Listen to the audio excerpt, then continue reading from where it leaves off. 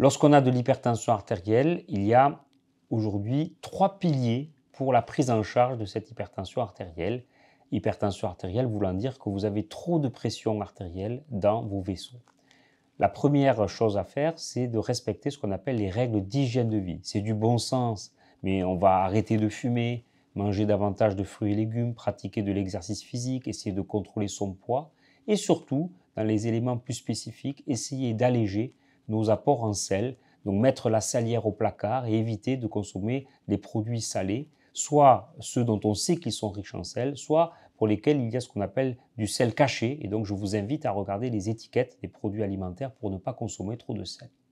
Le deuxième pilier, c'est le pilier du traitement médicamenteux. Lorsque les règles d'hygiène de vie n'ont pas permis de baisser cette pression artérielle en dessous de son objectif, en général en dessous de 13,8 ou de 130/80, alors on ira chercher l'aide de médicaments.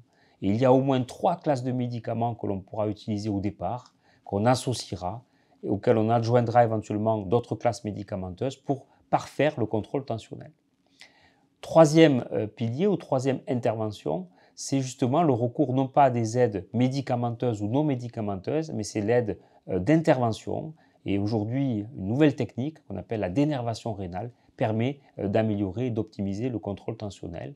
Donc pour cette maladie fréquente, souvent silencieuse, associée à un grand nombre de complications, il faut contrôler ces chiffres tensionnels en recourant à ces 3 piliers.